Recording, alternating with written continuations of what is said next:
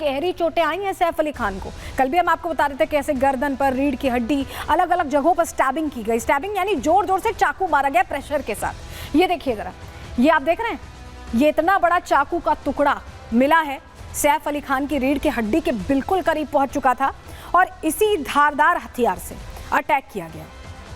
तस्वीर इसलिए देखना आपको जरूरी है क्योंकि आप समझ पाए कि ये घटना कितनी गंभीर है, कितनी घटना ये गंभीर है। आपने तस्वीर देख ली, इसी धारदार हथियार से सैफ पर हमला किया गया है और आप समझिए कि उसके बाद सैफ का ऑपरेशन होता है, उनकी सर्जरी होती है, वो सुरक्षित बचाए जाते हैं और उसके बाद प्लास्टिक सर्जरी भी होती है। लेकिन जरा आपको बताते हैं, हेल्थ बुलेटिन आज भी जारी हुआ है, तो हेल्थ बुलेटिन में आज क्या डिटेल्स डॉक्टर ने दी है, चलिए वो जानकारी जल्दी से आपके सामने रख रहे हैं, आपके लिए जानना जरूरी है क्योंकि हेल्थ बुलेटिन जारी हो गया है। सैफ अली खान बहुत बेटर हैं इस वक्त। लीलावती अस्पताल के डॉक्टर्स ने ये जानकारी साझा की है। सैफ को 4 मुख्य जख्म थे जो गहरे थे। डॉक्टर्स ने बताया कि ये गहरे जख्म थे जो 4 मुख्य जख्म थे और एक गर्दन और सबसे खतरनाक रीढ़ की हड्डी में था। एक गर्दन में था और सबसे ज़्यादा खतरनाक जो चाकू हमने दिखाया वो रीढ़ की हड्डी से ही निकाला गया, मैं यहाँ बताऊँ आपको। और जख्म स्पाइनल कॉर्ड तक पहुँच गया था लेकिन डैमेज नहीं हुआ। ये बहुत राहत की बात है क्योंकि अगर ऐसा होता तो बहुत मुश्किल हो जाती सैफ अली खान के लिए। सैफ की किस्मत अच्छी थी कि वो 2 mm से बच गए, महज 2 mm से बचे हैं और हथियार 2 मिलीमीटर और अंदर चला जाता तो बहुत गंभीर चोट लगती। जानकारी ये मिल रही कि अगर वो स्पाइन का फ्लूइड लीक हो जाता है तो स्थिति ये हो जाती है कि लोग चल नहीं पाते हैं।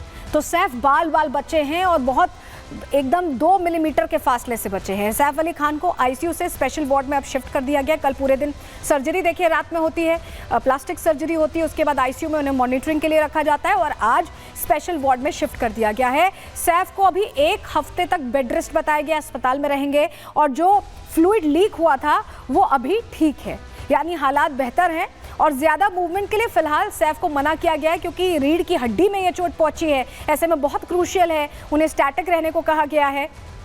लीलावती अस्पताल के सीईओ ने दावा किया है, उन्होंने क्या बताया जान लीजिए।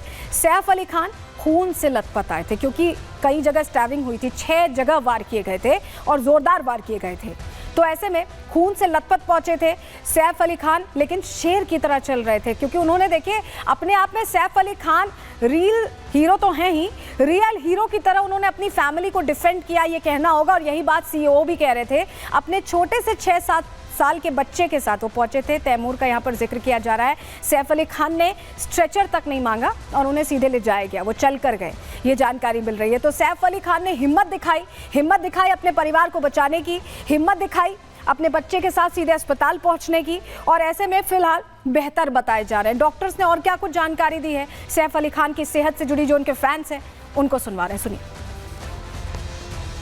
सैफ अली साहब का जब हॉस्पिटल आए थे तो मैं वो डॉक्टर था जो उनको फर्स्ट आवर में मिला हूँ। पूरा उनका उसमें ब्लड था, but he walked in like a lion and only with his small child, that is 6-7 साल का उनका जो लड़का है तैमूर है, उसके साथ वो वॉक इन किए हैं with so much of this. He is a real hero that way. एक शार्प ऑब्जेक्ट उनका रीढ़ की हड्डी में गया था तो वो ऑपरेशन करके हमने निकाला, बट वहाँ से स्पाइनल फ्लूइड लीक हो रहा था, वो रिपेयर करने की वजह से उनको हम ऑब्जर्वेशन में बेड रेस्ट पे अभी रख रहे। बट आज का जो उनका अपडेट है, he is doing excellent, wounds are very good and there is no nothing change and उनको कोई भी न्यूरोलॉजिकल डेफिसिट नहीं है। जिस अपार्टमेंट में सैफ रहते हैं वहाँ ये घटना हुई। आपको जानकारी ये दे दें कि सिर्फ 12वें तल्ले पर सैफ का घर नहीं है, 12th फ्लोर पर ही नहीं है, 4 फ्लोर्स हैं जो सैफ के हैं उस अपार्टमेंट में और उसमें पूरा परिवार रहता है। पूरा परिवार कैसे रहता है ज़रा आपको समझा रहे हैं, फिर बताएंगे आगे कि ये क्यों बताना पड़ रहा है। चलिए जानकारी पहले आपके सामने रख रहे हैं, ज़रा देखिए। आप समझिए ये घर है, आप यहाँ पर घर देख पा रहे हैं। 11वें तल्ले पर जे का कमरा है। जे और मेड एलियामा यहाँ मौजूद थे जब ये घटना हुई है। घटना के टाइम कौन कहाँ था ये समझा रहे हैं आपको। 11वें तल्ले पर ही तैमूर का कमरा है, तैमूर और मेड गीता वहाँ मौजूद थे और 12वें फ्लोर पर सैफ और करीना का कमरा है। यानी शोर किस तरह का हुआ वो कि होगा कि 12वें फ्लोर से 11वें फ्लोर पर आए और बच्चों के कमरे में जाने की जानकारी मिल रही थी कि ये जो हमलावर था वो बच्चों के कमरे में जा रहा था। तो ये सारी चीज़ें जो हैं वो सवालों के घेरे में, क्योंकि 11th फ्लोर पर अगर बच्चे रहते हैं, मेड्स 11 फ्लोर पर थी, 12th फ्लोर पर यहाँ सैफ और करीना रहते हैं, तो वो अचानक कैसे आए, क्या इतना शोरगुल हुआ क्या, ये कहानी अभी तक अनफोल्ड नहीं हो पाई है। लेकिन क्योंकि हम आपको ये जानकारी दे रहे थे, चलिए ज़रा अब आपको बताते हैं कि अब अलग अलग थ्योरी क्यों आ रही है सामने, क्योंकि थ्योरीज यहाँ फ्लोट कर रही हैं।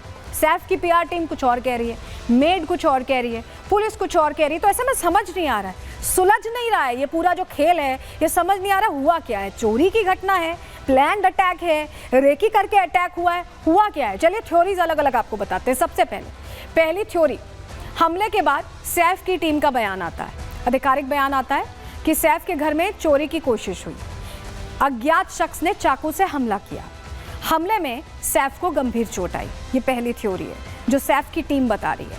लेकिन दूसरी थ्योरी, हमले में जांच के बाद पुलिस का भी बयान आया, नौकरानी से अनजान शख्स की बहस हुई। इसका जिक्र पहली थ्योरी में नहीं था, पीआर टीम ने ये नहीं कहा, सैफ की टीम ने। सैफ ने बहस में बीच बचाव किया और गुस्से में शख्स ने सैफ पर हमला कर दिया। तो अब ऐसे में लग रहा है कि हो सकता है मेड का कोई परिचित हो, उससे कोई बातचीत हो रही हो, बहस तक पहुंच गई हो और सैफ बचाने आए, ऐसा लग रहा है दूसरी थ्योरी से। पहली थ्योरी चोरी वाली है, दूसरी थ्योरी में बहस और मेड से परिचित की बात लग रही है। तीसरी थ्योरी देखिए, सैफ अली खान की मेड का क्या दावा है, तैमूर जे के कमरे में घटना हुई है, यानी 11th फ्लोर पर। सैफ अली खान कहाँ रहते हैं, 12th फ्लोर पर, हमने आपको दिखाया अभी। हमलावर ने मेड से 1 करोड़ की मांग की, 1 करोड़ कैश की मांग की। घर में 3 महिला थी, 3 पुरुष नौकर मौजूद थे, लेकिन इसके बावजूद सैफ अली खान अकेले जाते हैं और वो भी ऑटो से जाते हैं। तो समझ नहीं आ रहा कि 3 पुरुष 3 महिला नौकर होकर भी तैमूर को लेकर वो क्यों जाते हैं। क्या जो थ्योरी पहली जो थ्योरी थी जिसमें कहा गया कि चोरी की कोशिश हुई वो सच है, या दूसरी जो थ्योरी थी कि बहस हुई मेड से वो सच है, या जो तीसरी बात सामने आ रही है कि 1 करोड़ का कैश मांगा गया वो सच है। सच क्या है, सच सामने नहीं आ रहा है। सवालों के पूरी तरह से एक तरह कहें कि जाल में फंसता सच दिखाई दे रहा है। लेकिन चलिए, सुरक्षा को लेकर कैसी तैयारियां आप की जा रही हैं, क्योंकि जो घटना हुई है उसके बाद सुरक्षा पर तो सवाल है ही उस सोसाइटी के जिसमें सैफ अली खान जैसा हाई प्रोफाइल गेस्ट रहता है। सैफ अली खान पर हमले के बाद सुरक्षा बढ़ा दी गई है। एक एक चीज यहाँ ध्यान रखी जा रही है, बिल्डिंग के गार्ड्स चेंज कर दिए गए, बदल दिए गए, क्योंकि इतनी बड़ी घटना हो गई। 3 नए गार्ड्स को सदगुरु शरण में तैनात किया गया है, सोसाइटी का जो नाम है, और पुराने गार्ड से पुलिस अब पूछताछ कर रही है, क्योंकि संदिग्ध की लिस्ट में ये भी हैं। गार्ड्स की बिना इजाजत के कौन एंट्री कर सकता है, और अगर कोई एंट्री कर जाता है तो ये गार्ड्स की नाकामी है। हमले के समय की जानकारी भी जुटाई जा रही है, यानी हर चीज समझी जा रही है। और इस बीच सिक्योरिटी में जिस सोसाइटी में रहते हैं उसमें बड़ा बदलाव किया गया है। मुंबई से हमारे सहयोगी सागर ने रिपोर्ट तैयार की है, कैसे चेंजेस किए गए उस सोसाइटी में, गार्ड क्या कह रहे हैं, सुनिए जरा। कितने लोग हैं नए? कोई पता नहीं है मुझे। He is new to this place and he confirmed that the security guard changed. तो सुना आपने, गार्ड ने ये कहा कि नया गार्ड है वो, नए गार्ड के तौर पर उसकी तैनाती हुई है। और इससे पहले जो गार्ड्स थे उनसे पूछताछ कैसे बांद्रा पुलिस स्टेशन में 1st फ्लोर पर हो रही है, ये हमने आपको बताया। लेकिन अब आपको सुनवाते हैं पड़ोसी क्या कह रहे हैं, क्योंकि ये बहुत बड़ा मामला सामने आ गया। ऐसे में सिक्योरिटी कंसर्न्स आसपास के लोगों को भी है, सुनिए जरा। सेफ्टी हर एक आदमी के लिए, हर एक सोसाइटी के लिए होनी चाहिए। वॉचमैन हर एक सोसाइटी में होनी चाहिए जो कि गार्ड करे। वॉचमैन का काम ही है गार्ड करना। तो मेन मैंने कि वॉचमैन लोग को अलर्ट रहना चाहिए। नाइट ड्यूटी के अंदर दे शुड नॉट स्लीप। 11:30-12 के बाद में हर एक वॉचमैन नींद की गोली खाते हैं, क्या करते हैं, नशा करते हैं मालूम नहीं, पर वो सोए पड़े रहते हैं, जो कि उनका काम ड्यूटी का है। They should be alert. नौकरानी है काम वाम के लिए, पर उनके ऊपर भी इतना विश्वास नहीं रखना चाहिए कि आदमी सब उनके भरोसे पे करे।